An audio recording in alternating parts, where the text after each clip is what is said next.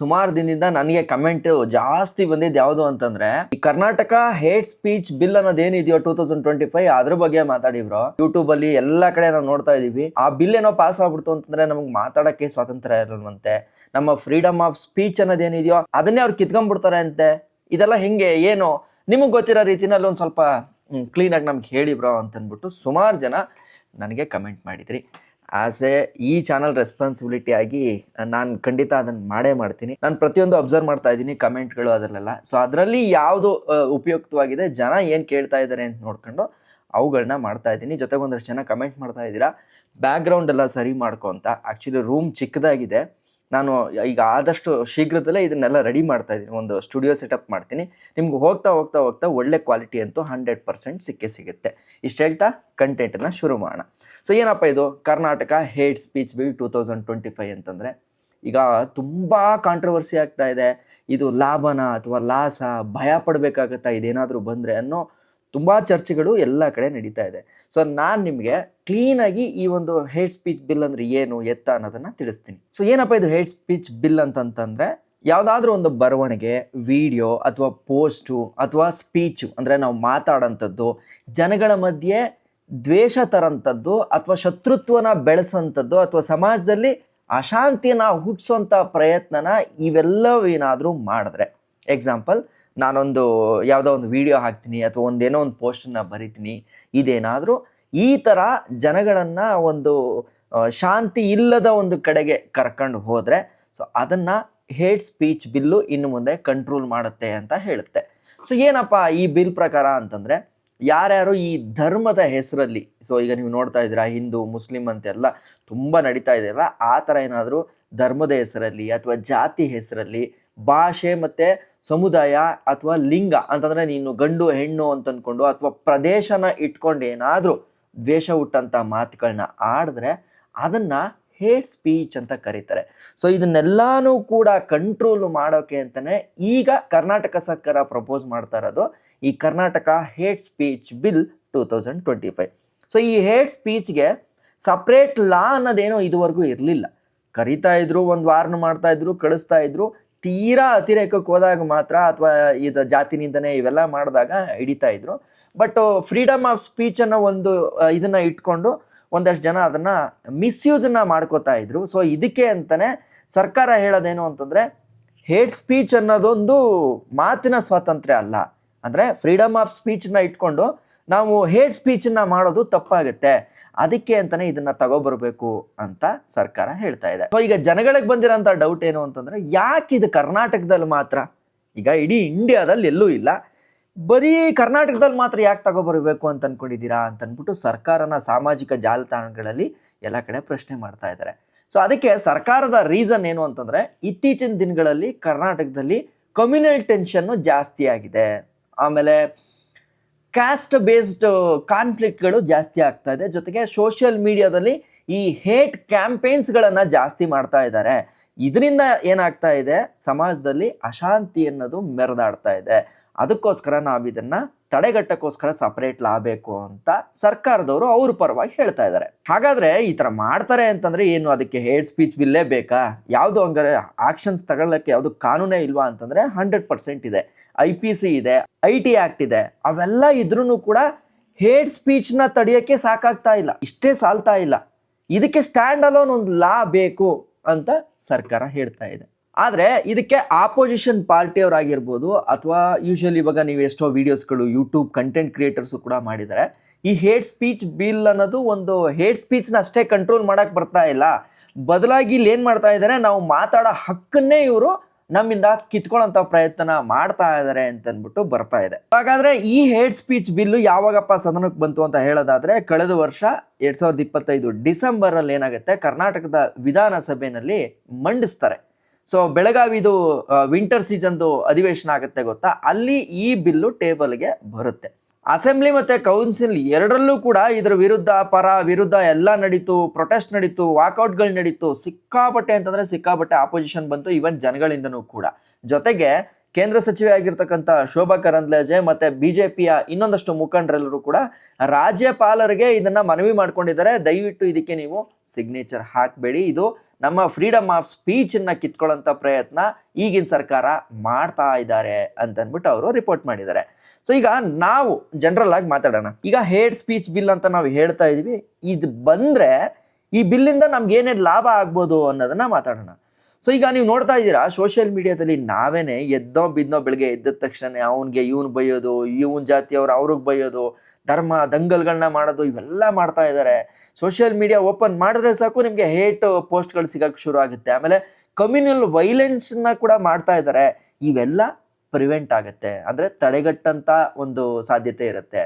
ಆಮೇಲೆ ಯಾರು ಇದರಿಂದ ವಿಕ್ಟಿಮ್ಸ್ಗಳಾಗಿರ್ತಾರೋ ಅವ್ರಗಳಿಗೆ ಒಂದು ಕಾಂಪನ್ಸೇಷನ್ನ ಕೊಡೋಂಥ ಪ್ರಾವಿಷನ್ನು ಕೂಡ ಮೇ ಬಿ ನಾವು ಇದರಿಂದ ಎಕ್ಸ್ಪೆಕ್ಟ್ ಮಾಡ್ಬೋದು.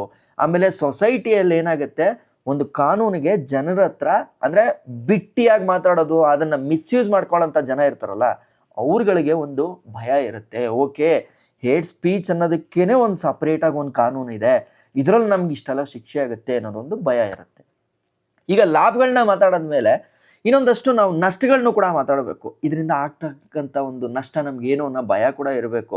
ಯಾಕೆ ಅಂತಂದರೆ ಈಗ ಯೋಚನೆ ಮಾಡಿ, ಇವಾಗ ನಮ್ಗೆ ಇಷ್ಟೆಲ್ಲ ಫ್ರೀಡಮ್ ಇದೆ, ಸ್ವಾತಂತ್ರ್ಯ ಇದೆ, ಸಂವಿಧಾನ ಇದೆ, ಆದ್ರೂ ಕೂಡ ಅಧಿಕಾರಿ ವರ್ಗ ಆಗಿರ್ಬೋದು ಅಥವಾ ಆಡಳಿತ ವರ್ಗ ಆಗಿರ್ಬೋದು, ಜೊತೆಗೆ ಪವರ್ ಇರೋಂಥವ್ರು ಬಡವರ ಮೇಲೆ, ಶೋಷಿತ ವರ್ಗದ ಮೇಲೆ ಇನ್ನೂ ದಬ್ಬಾಳಿಕೆ ಮಾಡ್ತಾ ಇದ್ದಾರೆ.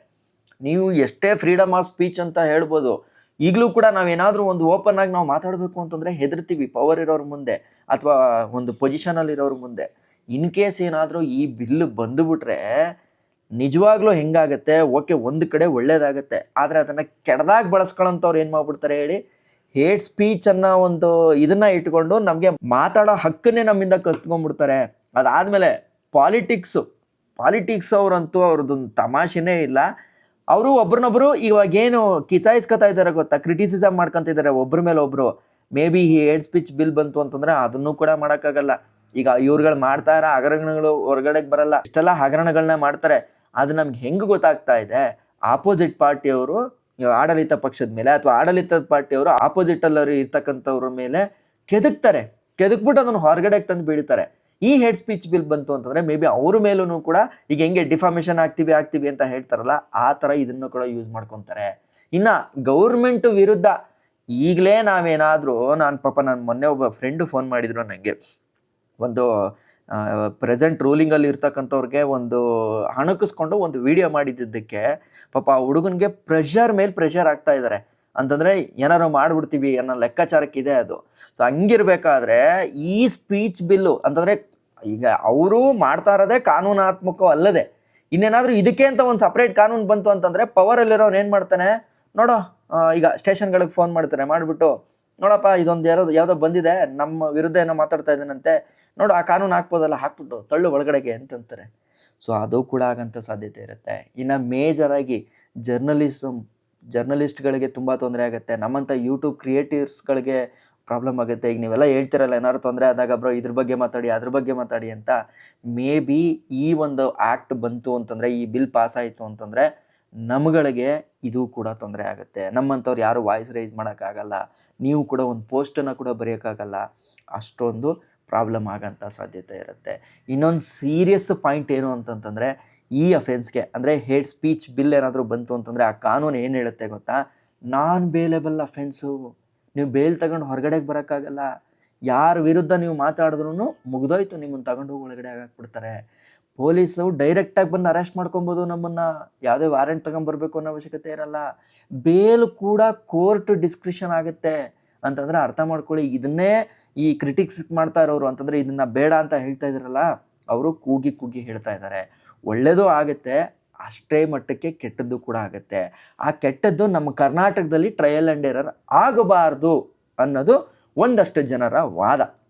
ಇನ್ನು ಸೋಷಿಯಲ್ ಮೀಡಿಯಾದಲ್ಲಿ ಜನ ಏನು ಹೇಳ್ತಾ ಇದ್ದಾರೆ ಅಂತಂದರೆ ಎರಡು ಥರನೂ ಮಾತಾಡ್ತಾ ಇದ್ದಾರೆ. ಆ್ಯಸ್ ಯೂಶುವಲ್ ನಾನೀಗ ನಿಮ್ಗೆ ಹೇಳ್ದಂಗೆ ಹೇಟ್ ಸ್ಪೀಚ್ ಕಂಟ್ರೋಲ್ ಅನ್ನೋದು ಇರಬೇಕು, ಆದರೆ ಅದನ್ನು ಸೊಸೈಟಿಗೆ ಸ್ಪಾಯ್ಲ್ ಆಗಿ ಬರೋ ಥರ ಬಂದ್ಬಿಡಬಾರ್ದು.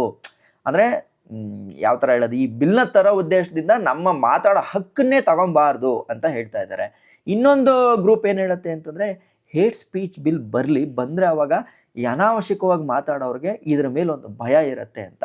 ಒಂದು ಲೆಕ್ಕಕ್ಕೆ ಯೋಚನೆ ಮಾಡೋದಾದರೆ ಅದೂ ಕೂಡ ಕರೆಕ್ಟೇ.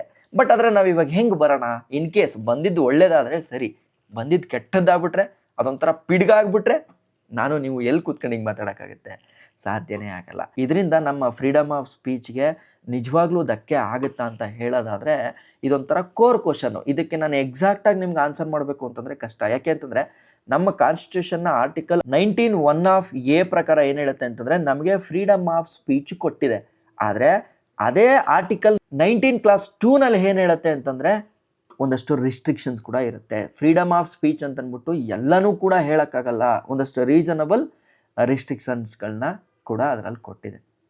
ಸೊ ಇಶ್ಯೂ ಏನಪ್ಪ ಅಂತಂದರೆ ರಿಸ್ಟ್ರಿಕ್ಷನ್ಸ್ ರೀಸನಬಲ್ ಆಗಿತ್ತು ಅಂತಂದರೆ ಫ್ರೀಡಮ್ ಆಫ್ ಸ್ಪೀಚು ಅದು ಎಕ್ಸೆಸಿವ್ ಆಗು ಕೂಡ ಹೋಗಬಾರ್ದು ಅನ್ನೋದೊಂದೇ ಮಾತುಕತೆ. ಈಗ ಹೆಂಗೆ ಹೇಳೋದು, ಈ ಬಿಲ್ಲು ಬರಲಿ ಆದರೆ ಒಳ್ಳೆ ಥರ ಬರಲಿ ಅನ್ನೋದೇ ನನ್ನ ಥಾಟ್ಸು ಇದೆ. ಆದರೆ ನನ್ನ ಭಯ ಏನು ಅಂತಂದರೆ ನಮ್ಮ ಭಾರತದಲ್ಲಿ ಈಗಿರೋಂಥ ಸಿಸ್ಟಮಲ್ಲಿ ಬರೋದು ಬಂತು, ಅದೊಂಥರ ಪಿಡ್ಗಾಗಿ ಬಂದುಬಿಟ್ರೆ ಏನು ಮಾಡಲಿ, ನನ್ನ ಹಕ್ಕನ್ನು ಕಿತ್ಕೊಂಡ್ಬಿಟ್ರೆ ಏನು ಮಾಡಲಿ, ನಾಳೆ ದಿನ ನಾನು ಬಂದು ಹಿಂಗೆ ಕೂತ್ಕೊಂಡು ಮಾತಾಡೋಕ್ಕಾಗಲ್ವಲ್ಲ ಅನ್ನೋದೊಂದು ಭಯ ನನಗಿದೆ. ಈ ಬಿಲ್ಲಲ್ಲಿ ನೀವೇನಾದರೂ ಈ ಒಂದು ಹೇಟ್ ಸ್ಪೀಚ್ ಬಿಲ್ ಏನಾದರೂ ನಾಳೆ ದಿನ ಬಂದು ಇದರಲ್ಲಿ ಏನಾದರೂ ಶಿಕ್ಷೆ ಆಗುತ್ತೆ ಅನ್ನೋದಾದರೆ ಏನೇನು ಶಿಕ್ಷೆ ಅಂತಲೂ ಹೇಳ್ಬಿಡ್ತೀನಿ. ಫಸ್ಟ್ ಅಫೆನ್ಸ್ಗೆ 1 ರಿಂದ 7 ವರ್ಷದವರೆಗೂ ಕೂಡ ಜೈಲು ಶಿಕ್ಷೆ ಇದೆ. ದಂಡ 50,000 ರೂಪಾಯಿವರೆಗೂ ಕೂಡ ಹಾಕ್ತಾರೆ. ಇನ್ನೇನಾದರೂ ಇದನ್ನೇ ನಾವು ಪ್ರತಿ ಸಲ ರಿಪೀಟ್ ಮಾಡಿದ್ರೆ, ಈಗ ನೀವು ನೋಡ್ತಾ ಇದ್ದೀರಾ ಎಷ್ಟೋ ಜನ ಕಾರ್ಯಕರ್ತರುಗಳು ಈ ಥರದ್ದೇ ರಿಪೀಟ್ ಮಾಡ್ತಾ ಇರ್ತಾರೆ. ಸೊ ಆ ಥರ ರಿಪೀಟ್ ಮಾಡೋರಿಗೆ 2 ರಿಂದ 10 ವರ್ಷದವರೆಗೂ ಕೂಡ ಜೈಲು ಶಿಕ್ಷೆ ಇರುತ್ತೆ. ಜೊತೆಗೆ ದಂಡ 1 ಲಕ್ಷದವರೆಗೂ ಕೂಡ ಹಾಕ್ತಾರೆ. ಸೊ ಆಮೇಲೆ ಅಫೆನ್ಸು ಕಾಗ್ನಿಸಬಲ್ ಇರುತ್ತೆ. ನಾನ್ ಕಾಗ್ನಿಸಬಲ್ ಅಂತ ಹೇಳೋಕ್ಕಾಗಲ್ಲ. NC ಮಾಡಿಸ್ಕೊತೀನಿ ಅಂತ ಹೇಳೋಕ್ಕೆ ಬರಲ್ಲ. ನಾನ್ ಕಾಗ್ನಿಸಬಲ್ ಆದರೆ ಅದು ಬೇರೆ ಲೆಕ್ಕ. ಅದು ಸುಮ್ಮನೆ ಕರೀತಿದ್ರು ಒಂದು ರಿಪೋರ್ಟ್ ಬರ್ಸ್ಕೊಂಡು ಬಿಟ್ಬಿಡ್ತಾರೆ. ಬಟ್ ಇದು ಇಲ್ಲಿ ಬರ್ತಕ್ಕಂಥ ಯಾವುದೇ ಅಫೆನ್ಸ್ಗಳು ಕೂಡ ಕಾಗ್ನಿಸಬಲ್ ಆಗಿರುತ್ತೆ ಮತ್ತು ನಾನ್ ಬೇಲೆಬಲ್ ಆಗಿರುತ್ತೆ. ಇಷ್ಟೆಲ್ಲ ನಿಮ್ಗೆ ಹೇಳ್ದೆ ಅಲ್ವಾ. ಇವಾಗ ಈ ಬಿಲ್ ಯಾವಾಗಿಂದ ಎನೆಕ್ಟ್ ಆಗುತ್ತೆ, ಪಾಸ್ ಆಯ್ತಾ, ಓಕೆ ಸದನದಲ್ಲಿ ವಿಧಾನಸಭೆಯಲ್ಲಿ ಮುಂದೆ ಹೋಗಿದೆ, ಬಟ್ ಆದರೆ ಯಾವಾಗಿಂದ ಜಾರಿಗೆ ಬರುತ್ತೆ ಅನ್ನೋದಾದರೆ ಅದೇ ಇವಾಗ ಒಂದು ದೊಡ್ಡ ಕ್ವಶನ್ ಆಗಿದೆ. ಯಾಕೆ ಅಂತಂದರೆ ಆಲ್ಮೋಸ್ಟ್ ಇದನ್ನು ಸಂಸತ್ತಲ್ಲಿ ಇದನ್ನು ಹೇಳಬೇಕಾದ್ರೇ ಏನಾಯಿತು, ತುಂಬ ದೊಡ್ಡ ಮಟ್ಟಿಗೆ ವಿರೋಧ ವ್ಯಕ್ತ ಆಯಿತು ಆಲ್ಮೋಸ್ಟ್ ಜನಗಳಿಂದನೂ ಕೂಡ, ಅದಾದಮೇಲೆ ಈ ಆಪೋಸಿಷನ್ ಪಾರ್ಟಿಯಿಂದ. ಸೊ ಈ ಬಿಲ್ಲು 2025ರಲ್ಲಿ ಏನಾಗುತ್ತೆ, ಕರ್ನಾಟಕ ಅಸೆಂಬ್ಲಿ ಮತ್ತು ಕೌನ್ಸಿಲಲ್ಲಿ ಪಾಸ್ ಆಗುತ್ತೆ.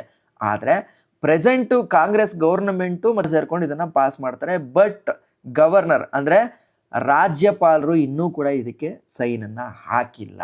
ಯಾಕೆ ಹಾಕಿಲ್ಲ ಅಂತಂದ್ರೆ ಇದು ನೆನ್ನೆ ಬರುತ್ತೆ ವಿಚಾರ. ಗವರ್ನರ್ ತಾವರ್ ಚಂದ್ ಗೆಹ್ಲೋಟ್ ನಮ್ಮ ಕರ್ನಾಟಕದ ರಾಜ್ಯಪಾಲರಾಗಿರ್ತಕ್ಕಂಥ ಇವರು ಮೊನ್ನೆ ಏನು ಮಾಡಿದ್ದಾರೆ, ಕರ್ನಾಟಕ ಗವರ್ನಮೆಂಟು ರಾಜ್ಯಪಾಲರ ಮುಂದೆ ಒಂದು ಇದರ ಜೊತೆ ಈ ಕರ್ನಾಟಕ ಹೇಟ್ ಸ್ಪೀಚ್ ಬಿಲ್ ಏನಿದೆಯೋ ಅದ್ರ ಜೊತೆಗೆ ಇನ್ನೂ ಸೇರಿಸ್ಕೊಡ್ತಾರೆ. ಅದರಲ್ಲಿ ಒಂದಷ್ಟುಗಳನ್ನು ರಿಟರ್ನ್ ಮಾಡಿದ್ದಾರೆ, ಅಂತಂದರೆ ಇದ್ರದ್ದು ಕ್ಲಾರಿಟಿ ಇಲ್ಲ ಅಂತ. ಬಟ್ ಈ ಕರ್ನಾಟಕ ಹೇಟ್ ಸ್ಪೀಚ್ ಬಿಲ್ ಏನಿದೆಯೋ ಇದನ್ನು ಅವರೇ ಅದನ್ನು ಕಾಯ್ದಿರಿಸ್ಕೊಂಡಿದ್ದಾರೆ.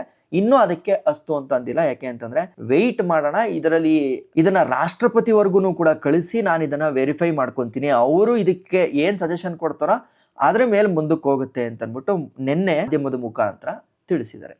ನನ್ನ ಒಂದು ಕನ್ಕ್ಲೂಷನ್ ಹೇಳೋದಾದರೆ ಕೊನೆಗೆ ಒಂದೇ ಒಂದು ಮಾತು ಹೇಳ್ತೀನಿ ನಿಮಗೆ. ಸೊ ಹೇಟ್ ಸ್ಪೀಚ್ ಅನ್ನೋದು ಕಂಟ್ರೋಲ್ ಆಗಬೇಕು, ಆದರೆ ಫಿಯರ್ ಕ್ರಿಯೇಟ್ ಮಾಡಬಾರ್ದು. ಈ ಒಂದು ಯಾವುದು ಲಾ ಬರ್ತಾ ಇದೆ ಇದೇನಾದರೂ ನಾಳೆ ನಮ್ಮ ಒಂದು ಸ್ವಾತಂತ್ರ್ಯ ಸಿದ್ಧ ಹಕ್ಕನ್ನು ಕಿತ್ಕೊಂಡ್ಬಿಡುತ್ತಾ ಅನ್ನೋಷ್ಟು ಭಯನ ಕ್ರಿಯೇಟ್ ಮಾಡಬಾರ್ದು.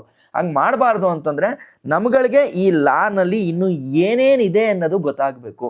ನಾಳೆ ದಿನ ಏನಾದರೂ ಇದನ್ನು ಅಧಿಕಾರಿ ವರ್ಗ ಅಥವಾ ಆಡಳಿತ ವರ್ಗ ಅಥವಾ ಪವರ್ಫುಲ್ ವ್ಯಕ್ತಿಗಳು ಇದನ್ನು ಮಿಸ್ಯೂಸ್ ಮಾಡ್ಕೊಂತು ಅಂತಂದರೆ ನಿಮ್ಮ ಈ ಸ್ವಾತಂತ್ರ್ಯ ಮಾತಾಡೋಂಥ ಹಕ್ಕು ನಾವು ಕಳ್ಕೊತೀವಿ ಅಂತ ನನಗನ್ಸುತ್ತೆ. ಆ್ಯಂಡ್ ಜೊತೆಗೆ ನಿಮಗೆ ಈ ಕರ್ನಾಟಕ ಹೇಟ್ ಸ್ಪೀಚ್ ಬಿಲ್ ಬಗ್ಗೆ ಏನನ್ಸುತ್ತೆ, ಜೊತೆಗೆ ಇದು ಬರಬೇಕಾ ಬೇಡವಾ ಅನ್ನೋದನ್ನು ಕೂಡ ಖಂಡಿತ ಕಮೆಂಟ್ ಮಾಡಿ ತಿಳಿಸಿ. ಯಾಕೆ ಅಂತಂದರೆ ನಿಮ್ಮ ಕಮೆಂಟು ಕೂಡ ಒಂದೊಂದು ವಿಡಿಯೋದಲ್ಲೂ ಮುಖ್ಯ ಆಗುತ್ತೆ ಅಂತ ಹೇಳ್ತಾ, ನೀವು ಇಷ್ಟೊತ್ತರೆಗೂ ಚಾನಲ್ನ ನೋಡಿದ್ದೀರಾ ಅಂತಂದರೆ ನಿಮಗೆ ಇನ್ಫಾರ್ಮೇಷನ್ ಇಷ್ಟ ಆಗಿರುತ್ತೆ ಅಂತ ಭಾವಿಸ್ತಾ, ಇದೇ ರೀತಿ ಒಳ್ಳೊಳ್ಳೆ ಇನ್ಫಾರ್ಮೇಷನ್ಗಳು ನಿಮಗೆ ಡೈಲಿ ಬಂದು ತಲುಪಬೇಕು ಅಂತಂದರೆ ಚಾನಲ್ನ ಈಗಲೇ ಸಬ್ಸ್ಕ್ರೈಬ್ ಮಾಡಿ ಬೆಲ್ ಐಕನ್ನು ಕೂಡ ಪ್ರೆಸ್ ಮಾಡ್ಕೊಳ್ಳಿ ಅಂತ ಹೇಳ್ತಾ, ನಾಳೆ ನಾನು ಯಾವ ವಿಚಾರದ ಬಗ್ಗೆ ಮಾತಾಡಬೇಕು ಅಂತ ಕೂಡ ಒಂದು ಕಮೆಂಟ್ ಮಾಡಿ ತಿಳಿಸಿ ಅಂತ ಹೇಳ್ತಾ, ನಾನು ನಿಮ್ಮ ಕಿತ್ತಡಿ ಕಿರಣ್. ಜೈ ಹಿಂದ್, ಜೈ ಕರ್ನಾಟಕ ಮಾತೆ.